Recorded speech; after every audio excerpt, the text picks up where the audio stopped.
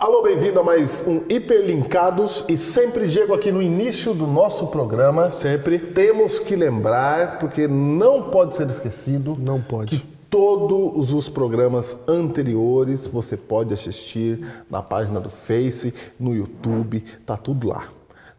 Essa temporada, a temporada anterior, se você perdeu alguma coisa, se você quer se lembrar de alguma coisa, você assistiu uma vez, quer assistir de novo, Isso. você pode ir lá, aqui os endereços estão aparecendo aqui em cima e ter tudo lá para você. Você pode compartilhar com seus amigos, não é? Espalhar aí nas redes sociais. Então, apareça lá, curta lá o nosso programa, se você gosta, se você comente, não é? Fale conosco, interaja. E Manda uma foto da família assistindo. é verdade, Né? Essa é boa, hein? Essa é boa. Foto da família assistindo lá, que a gente vai falar com você lá na nossa fanpage. É isso aí. Então é isso aí, bem-vindos a mais um Hiperlinkados.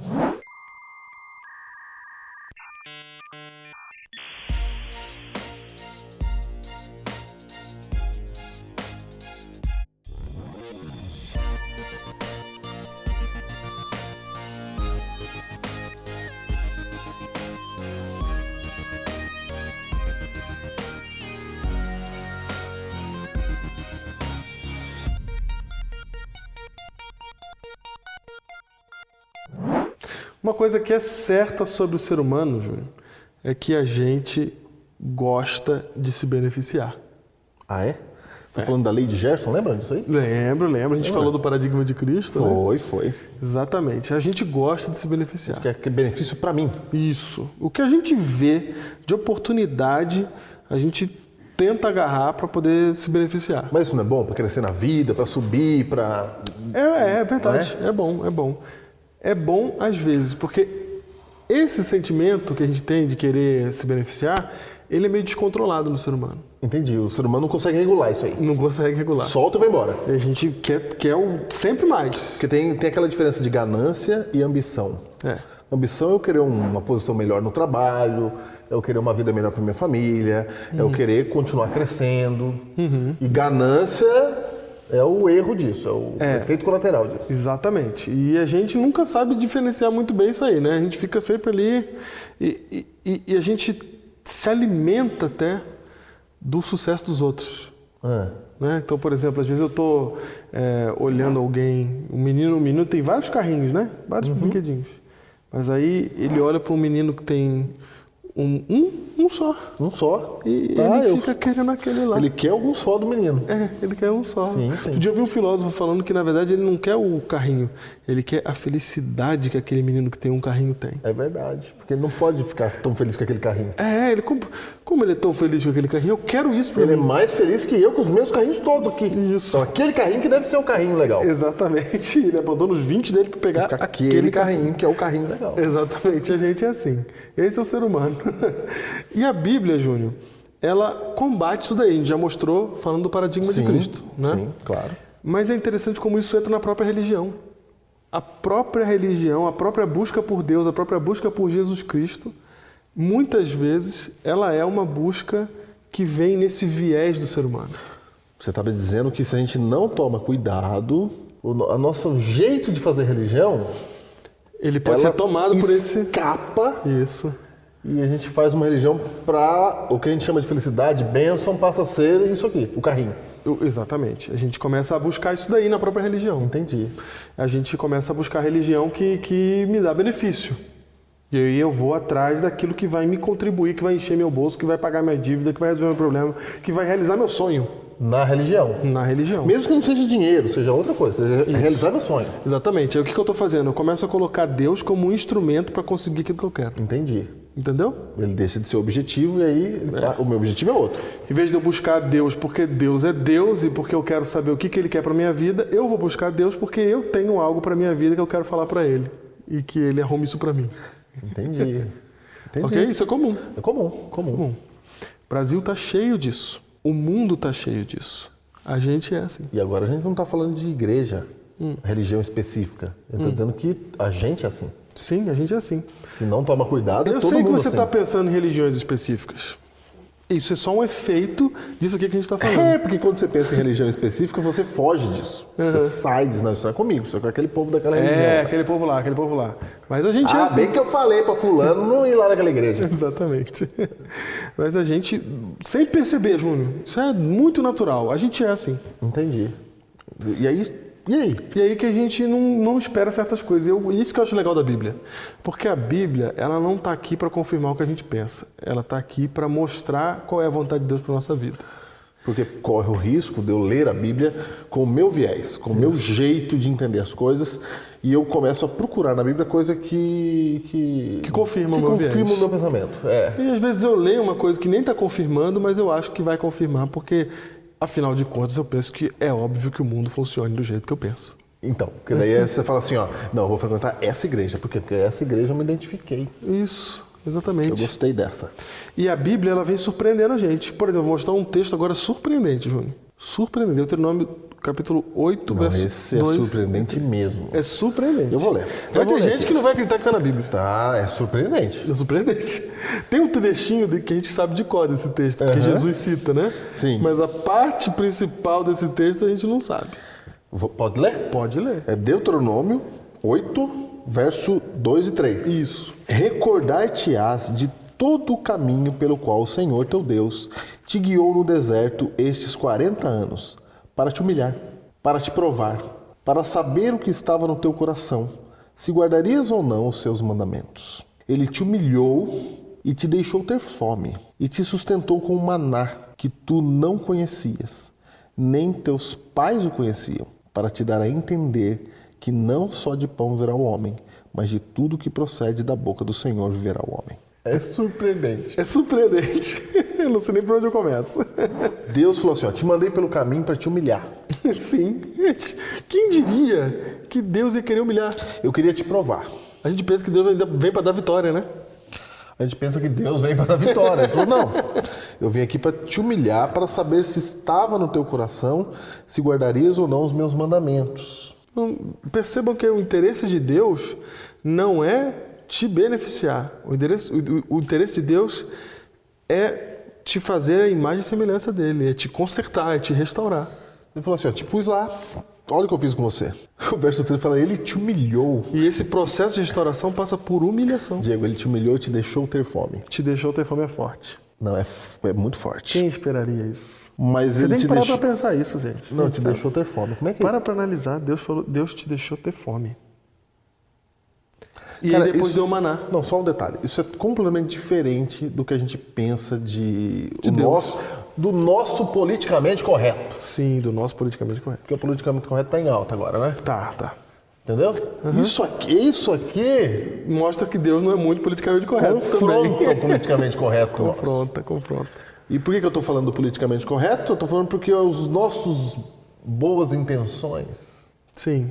a Bíblia não vem para apoiar ela. Por mais bonitinhas que sejam as nossas boas intenções, nem sempre são bíblicas. Nem sempre são bíblicas. Nem sempre são bíblicas. E aí, Diego, Deus fala, eu te deixei ter fome, mas te sustentei com maná. Sim. Quer dizer que o maná não tirava fome? Como é que é isso aí? Tem um detalhe no maná aí. É. O maná tirava fome. Mas o maná é importante você perceber o seguinte, o maná ele era a quantia necessária para você viver durante um dia. É isso. Era isso. Ele não sobrava para o dia seguinte. Não tinha banquete. Não. Não tinha obesidade. Não tinha obesidade. Não tinha. Não tinha, olha que legal. Olha aí, ó. É Não isso tinha que você obesidade. come. O que você precisa vai cair na medida que você precisa. Pronto. E aquela vontade de comer mais. Repetir. Não. Aí não tinha. Não tinha. Não tinha. Sabe que é disso que ele falou assim, então vai ter fome. Só que essa fome aqui, então, Diego, tá parecendo que é uma fome aquela que eu crio. Não estou dizendo que essa é, mas existe uma fome que eu crio. Sim. Existe. Entendeu? Existe essa fome que ele cria, também ele trata no deserto lá, que é aquela questão das cordonizes, né? Que ele manda lá o povo que pediu carne, etc. Ele falou, tome carne então. Tome carne. Tome carne. E essa é até Números 11 tá isso aí. Até uma frase que mostra que Deus tinha... Deus tem senso de humor, né? Sim. Porque ele fala assim, vocês querem cordonizes, vão comer até sair pelo nariz. Tá escrito. Tá escrito na Bíblia. Tá lá. E ele manda até sair pelo nariz, comer até passar mal. Então, Mas esse é um caso do que eles querem, do que eles necessitam, do que eles estão pedindo. Mas no caso do maná, Era uma necessidade mesmo, né? Aham. Porque eles ficaram com fome no deserto e Deus vai e manda o necessário. Só tem um detalhe, Júnior. Lê o final do verso, que é a palavra que Jesus cita lá depois, quando ele está aqui na terra. Porque não nem só de pão viverá o homem, mas de tudo que procede da boca do Senhor. Perceba que ele deixa passar fome para poder enviar. O detalhe é que ele deixa, não é que ele provocou, tá? Aham. Tá? Não é que ele fez de propósito. Ele deixou porque é natural. Você está no deserto, não tem onde você achar comida. Ele deixou isso acontecer e então ele lançou o maná para que as pessoas percebessem que aquilo que a gente precisa de material, Júnior, não pode ser a prioridade na vida. Nem só de pão viverá o homem, mas de toda a palavra que vem da boca de Deus. A gente não entende muito. Isso aí é difícil de entender. É difícil. Difícil de entender. É. Porque eu estava falando, ó, tem aquela fome que a gente cria. Sim. Você tem comida para comer. Uhum. Mas você quer comer Nutella. Você quer comer. Você quer comer mais. É. Não é fome, Isso. não é? Você quer comer. É desejo. Pronto, é desejo. Eu quero comer quando eu estou com os amigos, eu quero comer. Eu quero comer. Entendeu? E eu estou citando essa fome porque a gente tem esse tipo de fome para outras coisas também. A gente tem desejos que a gente quer, para a gente se sentir feliz. Sim.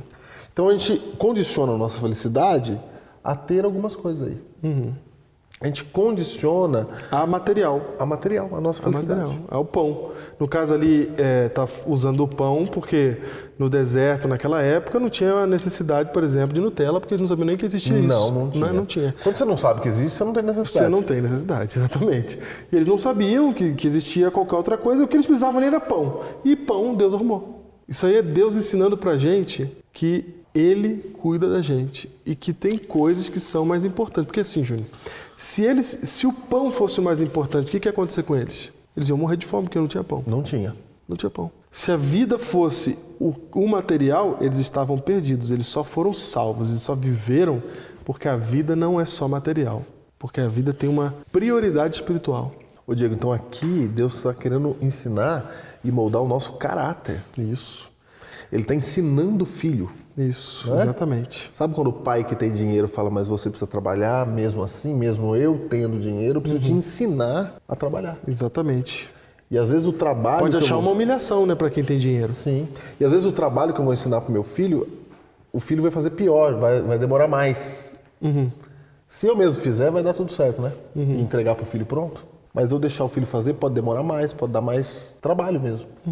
Então Deus, ele faz isso com a gente. Ele fala assim, eu vou te ensinar o que você precisa, o caráter. É isso que ele está mostrando aqui, ele está fazendo aqui. O interessante é que ele está mostrando assim, olha, para cuidar de vocês, eu preciso que vocês passem por um processo que inclui humilhação. Então a gente normalmente procura Deus para vitória, a gente procura Deus para ganho, a gente procura Deus para benefício.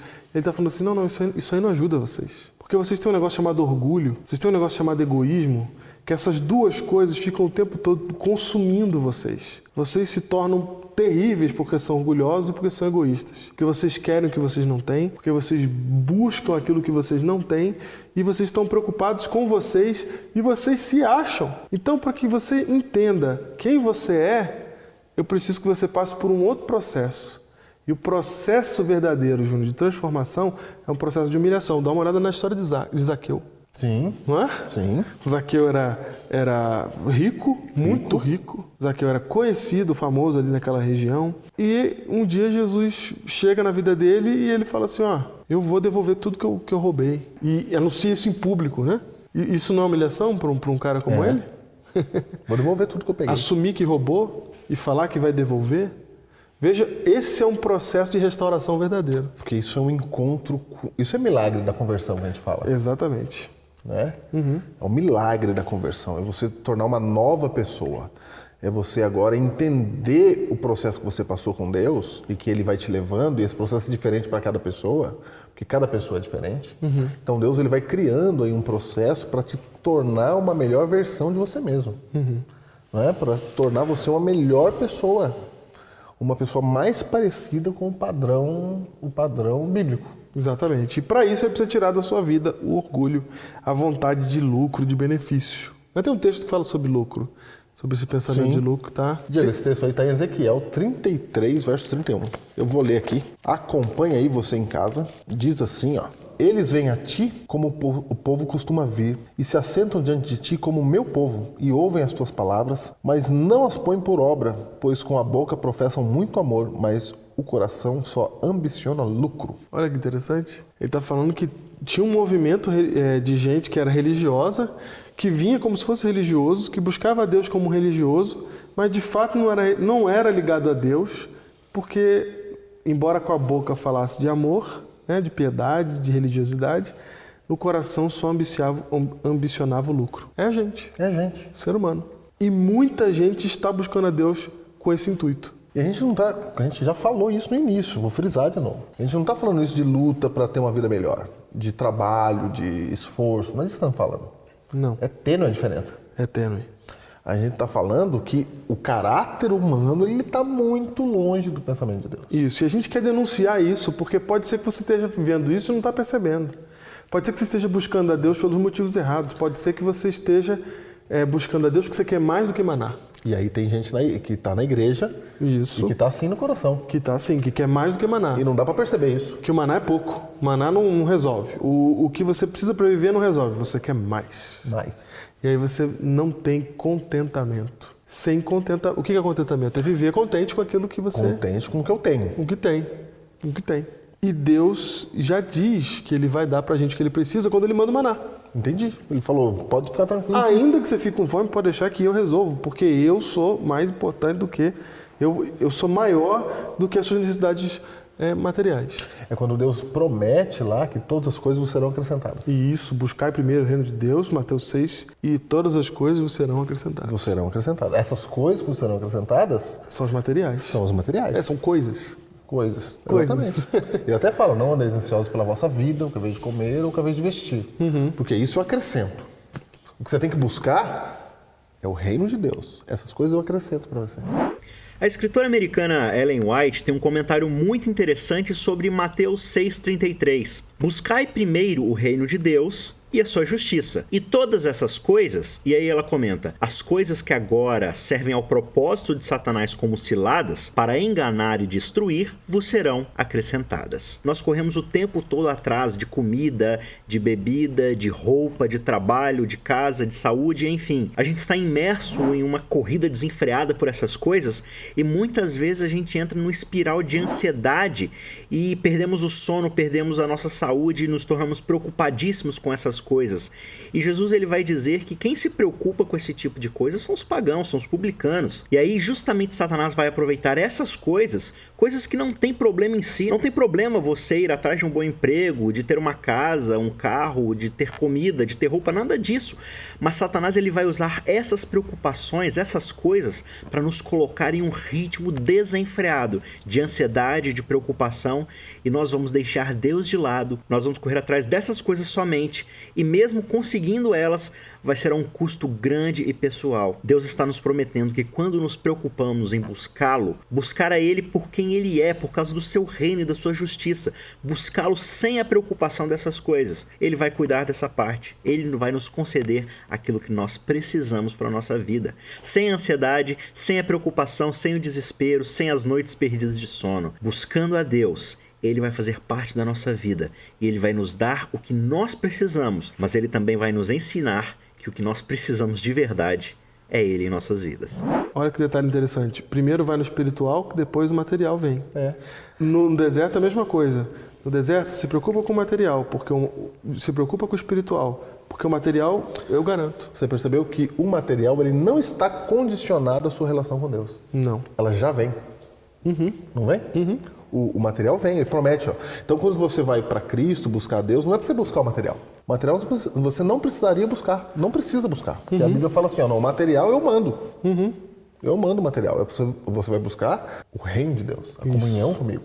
Exatamente. Que é diferente. Só que a gente vive numa vida louca, atrás do material. Vive. Sem contentamento com o que a gente tem. Inclusive, você falou um negócio que é bem interessante. Você falou assim, a gente só quer aquilo que a gente sabe que existe. E isso é interessante mesmo, porque no mundo ocidental que a gente vive, que tem televisão, que tem internet, a gente sabe de um monte de coisa que a gente não tem acesso, mas só de saber que elas existem, a gente começa a querer ter também. Não é? É isso. Por exemplo, quem nunca quis ir para Disney? Quem nunca? Quem nunca? Quem nunca? não é? Porque a gente sabe que a Disney existe e muita gente desde a infância tem o sonho de ir lá. Mas se não soubesse, ia querer ir? Não, se a gente não sabe, não quer ir. Não quer. Então, assim, o que acontece hoje com o mundo da informação é que a gente sabe de tanta coisa e quanto mais a gente sabe, a gente tem aquele bichinho do benefício próprio. Quanto mais a gente sabe que existe, mais a gente quer pra gente. Tem outro detalhe. Sabia, eu conheci gente que mora, você também, é do litoral, né? Sim. E eu já fui pastor no litoral. Você já viu gente que mora na beira da praia, num lugar paradisíaco, e ele quer sair dali? Tem isso? Tem. Então você tem um grupo que trabalha a vida inteira para morar ali. Sim. Mas quem mora ali Quer sair dali. quer sair dali. Exatamente. Percebe? Percebo. Porque não importa. A gente quer mais.